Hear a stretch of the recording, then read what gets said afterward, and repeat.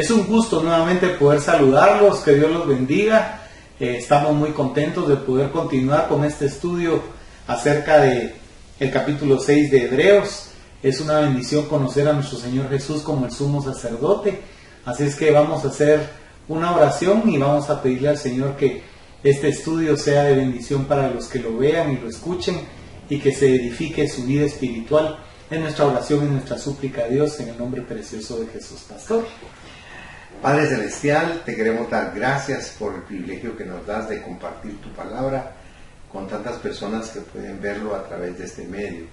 Te ruego que los bendigas y que abras su mente, sus oídos y sus ojos espirituales para que podamos nosotros asimilar al máximo lo que dice tu palabra, Señor, lo que nos enseña tu palabra y lo que nos revela el Espíritu Santo para nuestra madurez y crecimiento espiritual.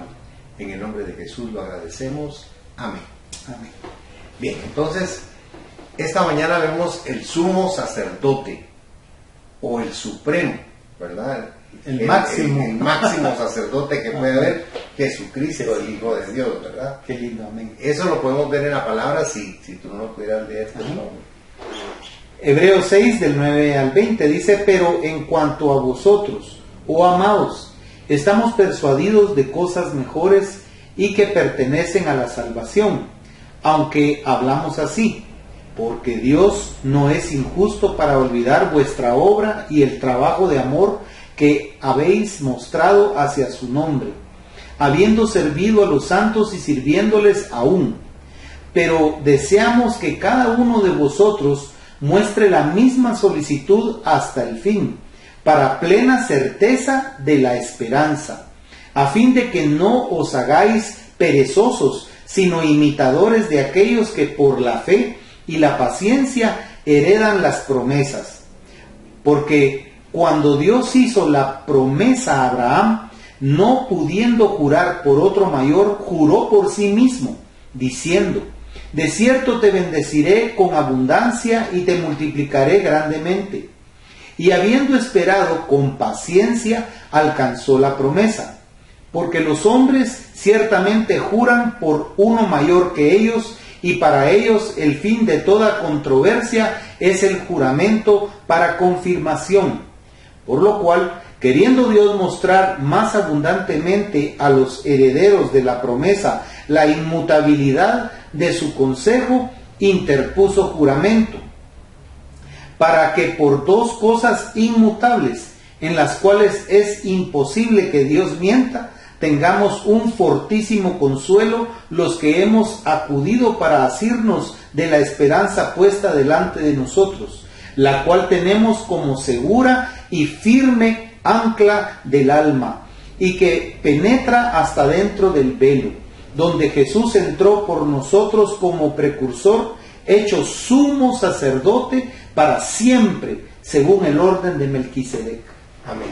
Esta porción que acabamos de leer es un contenido que a nosotros nos habla de la precaución contra la caída de la gracia. Amén. Esa es la exhortación que nos está haciendo aquí el autor de Hebreos, para que no nos confiemos en que porque es por gracia podemos vivir como queramos. Por eso nos está exhortando de una manera amorosa, incluyendo el hecho de que podemos entrar al lugar santísimo. Amén. O sea, al lugar santísimo no se podía entrar sin lavarse, no se podía entrar sin estar preparado, y el sumo sacerdote una vez al año lo podía hacer. Ahora, nosotros, por Jesucristo como el sumo sacerdote, podemos entrar no una vez al año, sino las veces que queremos durante el día. Gloria a Dios. Porque Él nos capacitó para eso a través de Él. Amén. Es por su gracia. Entonces, el escritor acaba de hacerles a los creyentes hebreos la advertencia más severa que se le pudiera hacer a un pueblo. Deben temer no que se caigan del estado de gracia y nunca más se arrepientan. ¿Cuál es la respuesta? ¿Cómo los creyentes pueden evitar caer del estado de gracia? Este es un análisis de este pasaje, las precauciones contra la caída del estado de gracia. Y la primera precaución de la que vamos a hablar esta mañana es el amor y la confianza del pueblo. En el versículo 9 tú leíste que decía: pero en cuanto a vosotros, oh amados, estamos persuadidos de cosas mejores y que pertenecen a la salvación, aunque hablamos así. O sea, aquí nos está hablando de aliento. Precaución 1. El amor y la confianza que el pueblo tiene en nosotros. Los cristianos hebreos corrían el peligro de caer nuevamente en el pecado. Estaban en peligro de regresar al mundo y comenzar a vivir como el mundo. Existía el peligro de que ignoraran, descuidaran y negaran nuevamente a Cristo. Pero el ministro de Dios pensaba diferente. Él los amaba y porque los amaba tuvo gran confianza en ellos. Notemos 3 elementos. El primero, el ministro los llama amados. Los quería y los tenía muy dentro de su corazón. Aunque no se menciona, él iba a orar por ellos, no solo diariamente, sino durante todo el día. Los amó tanto que nunca los apartó de su mente ni de sus pensamientos. O sea, aquí estamos viendo la figura del pastor, ¿verdad? Así es. El pastor está pendiente de las ovejas todo el tiempo. Todo el tiempo. No solo de día o de noche, sino todo el tiempo. El punto 2 dice, el ministro expresó gran confianza en ellos. Estamos persuadidos de cosas mejores, dice. Él espera que ellos no caigan de nuevo en el pecado. Él espera que ellos no abandonen a Cristo y regresen al mundo. Él tiene confianza en ellos. Él espera que se retengan firmes en Cristo y que se aferren a su fe en el Señor.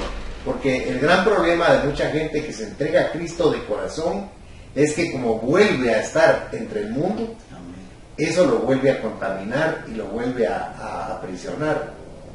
Entonces, cuando nosotros como siervos de Dios oramos por estas personas recién convertidas, tenemos que clamarle a Dios que los aparte en su corazón de esa atadura, de esa codependencia del mundo y puedan ser libres de estar nuevamente en un tipo de vida que solo los daña.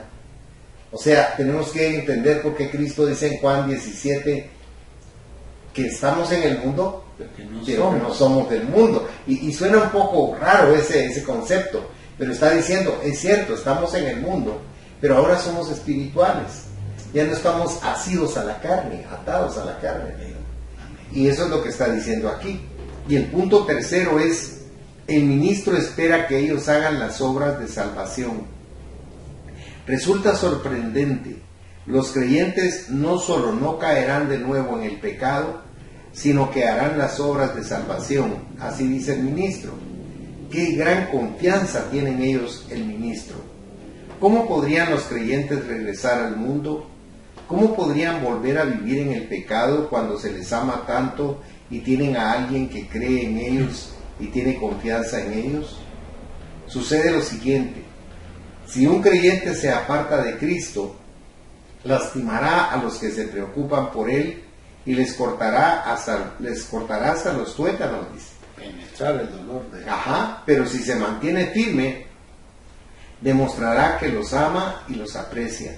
Demostrará que es bien digno de su amor y confianza. Y lo que tú nos has enseñado es que nosotros, más que emocionarnos en la iglesia, tenemos que convencernos, creer y tener esos pasos, fe, obediencia. ¿Tú cómo insistes en la fe y la obediencia?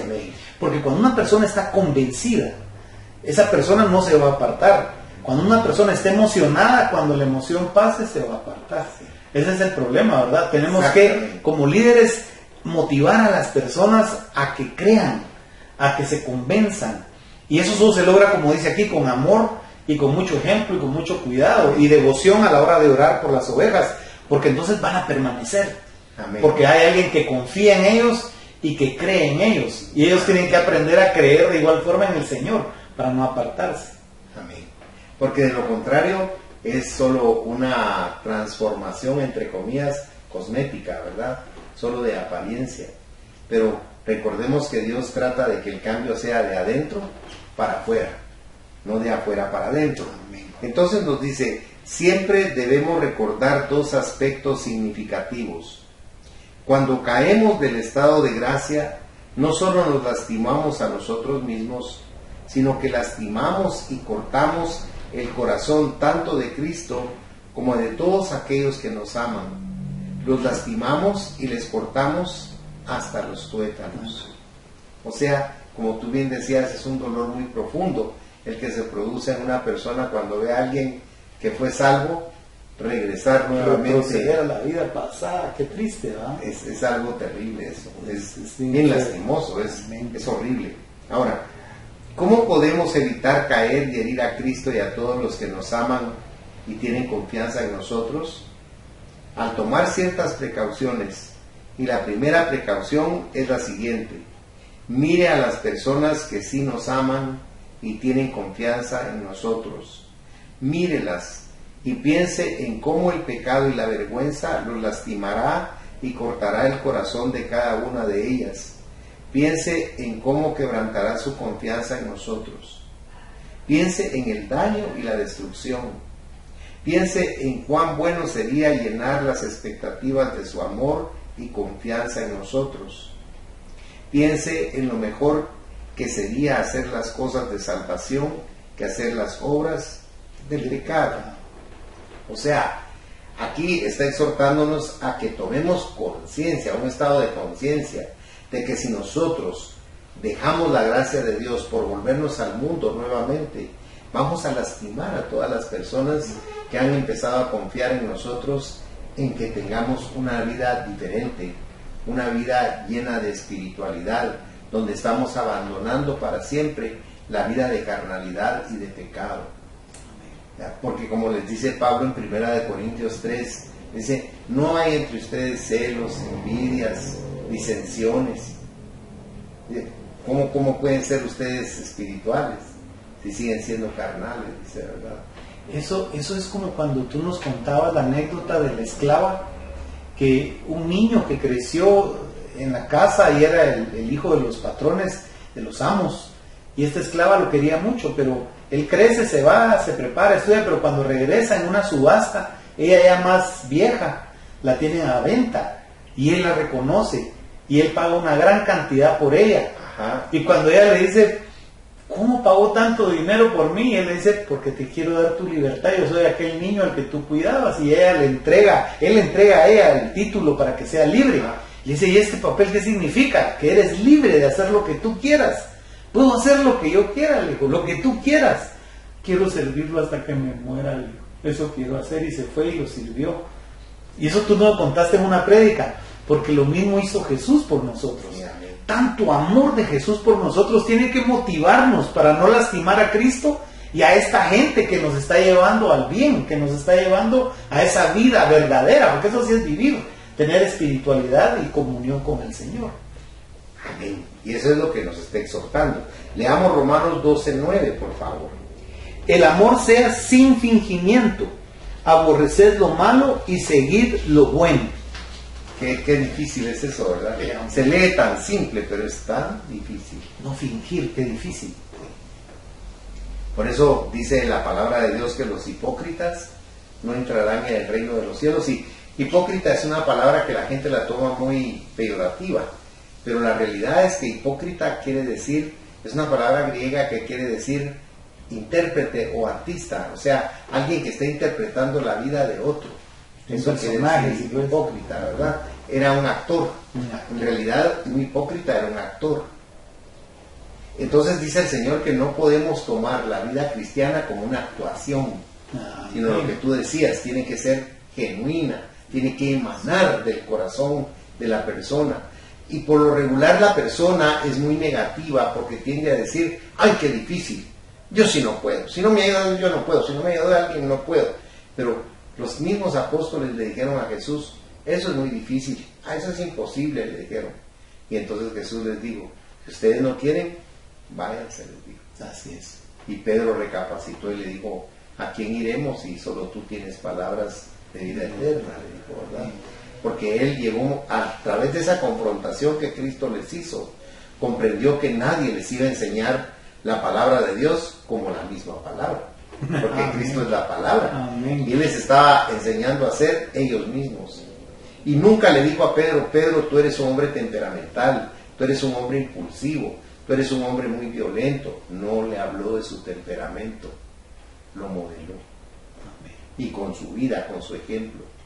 Y cuando uno lee a ese Pedro impulsivo, violento, enojón, y uno lo lee en sus 2 epístolas, uno dice, ¡ah, cómo Dios nos puede transformar! Amén.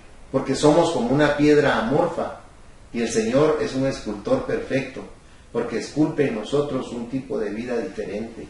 Amén. Como dice Romanos 12, nos hace transformados, nos cambia de forma.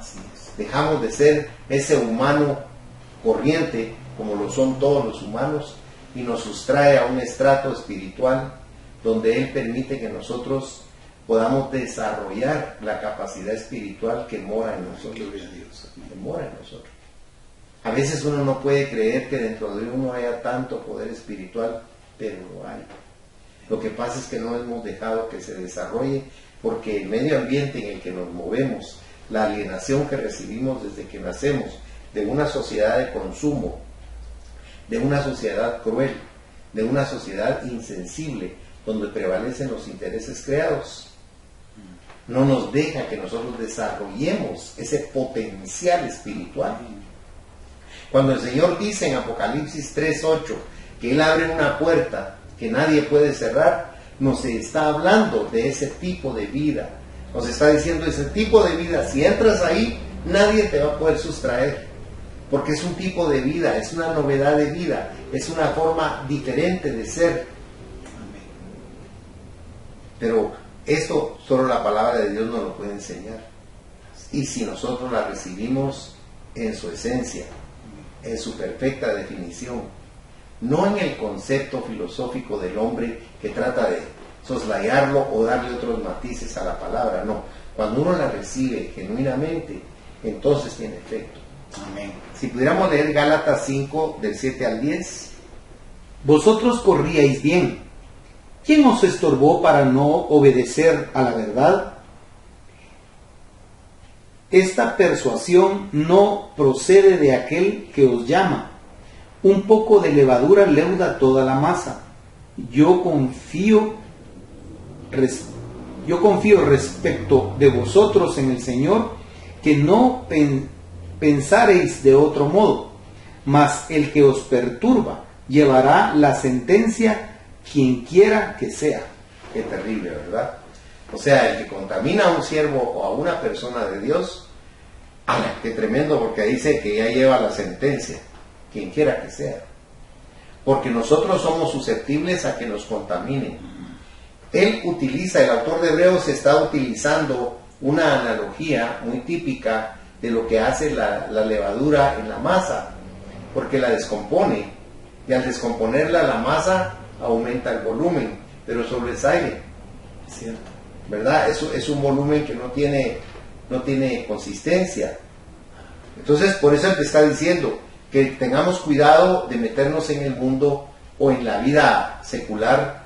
Cuando entremos a la vida secular, porque tenemos que entrar, que seamos cuidadosos, porque de lo contrario, esta levadura va a penetrar en nosotros, no nos va a pedir permiso, no va a decir, mira, te voy a echar este poquito de levadura, no. Tú tienes que ir invulnerable. Hay cosas que nosotros los cristianos no hacemos, por ejemplo, orar en la mañana, tener una lectura bíblica. Uno cree que eso le haría un favor a Dios, no, el favor es para nosotros.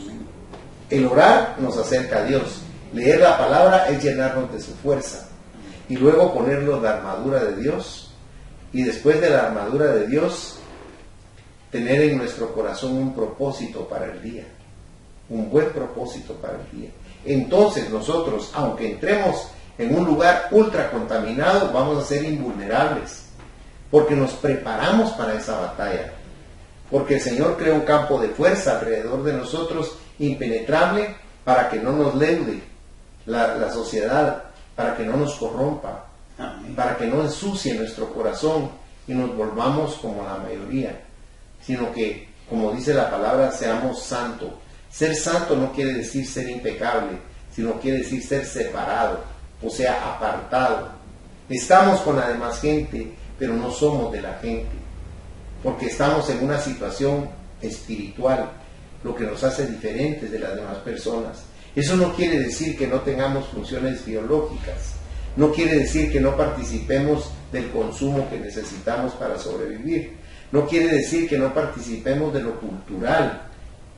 Tenemos que involucrarnos en todo eso porque estamos en el mundo. Pero sin embargo, Dios provee en nosotros un sexto sentido que nos permite espiritualmente no llenarnos de las cosas del mundo. Por eso dice en Romanos capítulo 12, dice, ¿te recuerdas que así dice? No os conforméis a este siglo, sino transformaos por medio de la renovación. Y fíjate qué palabra más especial.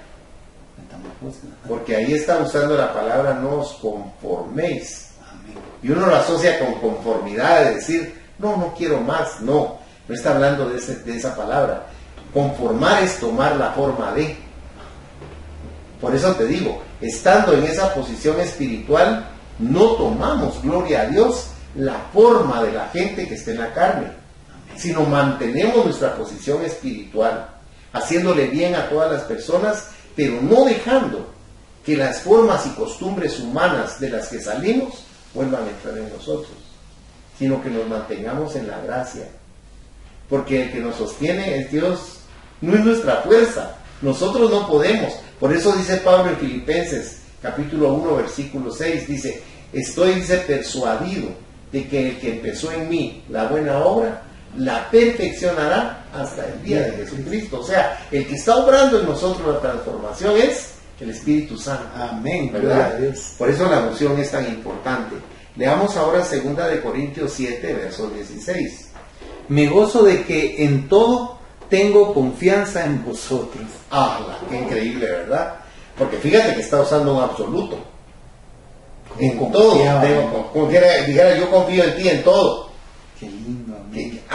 Uno se siente tan honrado, ¿verdad? Es decir, no puedo traicionar a esa confianza, esa actitud de mi vida, porque es algo que nos estimula. Ahora, 2 de Tesalonicenses 3, 4 y 5. Y tenemos confianza respecto a vosotros en el Señor, en que hacéis y haréis lo que os hemos mandado, y el Señor encamine vuestros corazones al amor de Dios y a la paciencia de Cristo. Aquí son dos cosas bien importantes, ¿verdad? Porque está recomendando que nos encaminemos nosotros a través de nuestro corazón al amor de Dios.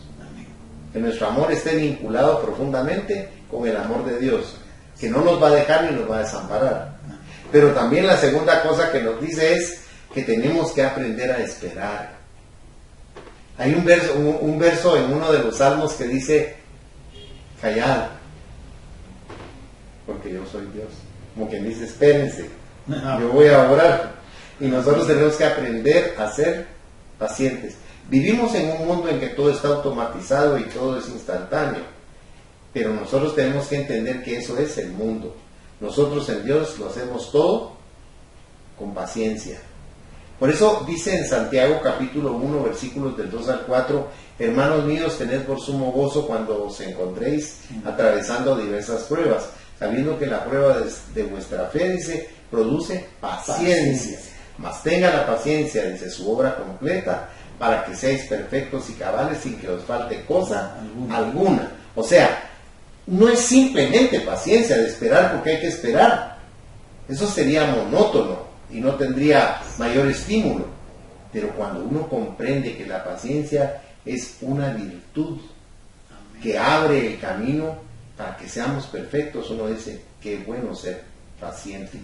En la China, en la antigüedad, obligaban a que el niño, en lugar de salir a jugar a la calle, le revolvían, por ejemplo, lentejas, arroz y algún otro trigo, digamos, en proporciones grandes, por ejemplo, unas 15 libras de trigo, 15 libras de arroz, 15 libras de maíz, cualquier otro grano, y hacían que el niño lo separara, grano por grano. Ahora, ¿qué sucedía?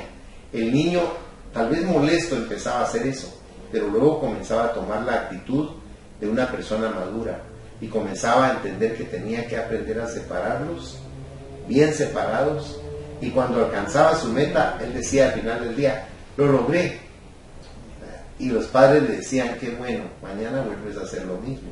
Y le volvían a revolver los granos y él los volvía a separar. Estaban formando carácter, le estaban dando virtud, le estaban dando a él también conocimiento, habilidad. O sea, eran un montón de factores que iban a ir en bendición de su vida. Entonces aquí nos está diciendo que nosotros tenemos que aprender de la paciencia de Cristo. Y la gente cuando piensa en la paciencia de Cristo, piensa que es porque Él sufrió con paciencia. No, sigue sufriendo. Nos tiene paciencia. Cuando Él me tiene paciencia a mí, que yo no cambio, cuando debía haber ya cambiado, que es lo que nos dice el autor de Hebreos.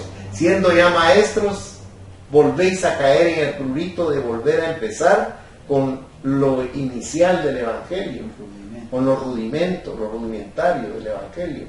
O sea, Dios sigue teniendo paciencia conmigo, porque yo no avanzo a la velocidad que debería de avanzar, porque no quiero. O sea, el ser humano es así con Dios, desafortunadamente, y tenemos que reconocerlo con dolor, pero también debemos reconocer que esa paciencia de Cristo en nosotros nos hace perfectos y cabales sin que nos falte cosa alguna, ¿verdad? O sea, todo tiene un sentido perfecto en las cosas de Dios. Y la última llamada, y ahí nos vamos a quedar, es Filemón, capítulo 1, verso 21. Te he escrito confiando en tu obediencia, sabiendo que harás aún más de lo que te digo. Amén. O sea que aquí Dios nos está diciendo, yo estoy confiando en tu obediencia, porque sé que vas a hacer más allá de lo que yo te estoy pidiendo. Y qué lindo que nosotros podamos honrar a Dios de esa manera, ¿verdad? Que podamos hacer más de lo que nos corresponde. Porque muchas veces creemos que hacemos mucho y nos sentimos a veces hasta abatidos. Pero la verdad es que en el reino de Dios hay mucho que hacer todavía. Así es, ¿verdad? Y nosotros tenemos mucho que compartir y mucho que agradecerle a Dios y mucho que agradecerles a ustedes que nos honran con escucharnos y con atender lo que nosotros queremos compartirlos, porque son secretos de Dios que nos revela a todos, y dice el Señor que demos de gracia a lo que recibimos de gracia, porque el propósito es que todos alcancemos ese nivel de santidad que Dios quiere de nosotros. Les reitero, santo no es un ser perfecto. Santo quiere decir apartado. Eso quiere decir la voz griega, hagios, apartados para Dios. Hemos sido apartados para Él, ¿verdad? Aunque no somos perfectos, pero como dice Pablo, proseguimos adelante para alcanzar la estatura del varón perfecto que es Cristo. Que el Señor nos bendiga ricamente, y nuestro hermano nos despide en oración. Padre, te damos gracias por este estudio, Señor. Gracias por la vida de los que nos están escuchando. Por favor, Dios, yo te pido que a cada uno tú lo toques, lo bendigas, que tú quites, Señor, de su vida todo el deseo que pueda haber de buscar cosas que solo destruyen, que hacen daño, y que haya en nosotros, Señor, el deseo de buscarte, de conocerte, para poder, Señor, tener obediencia, amarte y tener una intimidad y un compromiso y una relación maravillosa contigo. Gracias, Jesús, por todo este material que tú nos permites compartir. Gracias por darlo. Gracias, Señor, por permitir que las personas aprendan y conozcan al sumo sacerdote, al máximo sacerdote, a Jesucristo, nuestro amado Dios. A Él sea la honra y la gloria por siempre. Amén, Señor.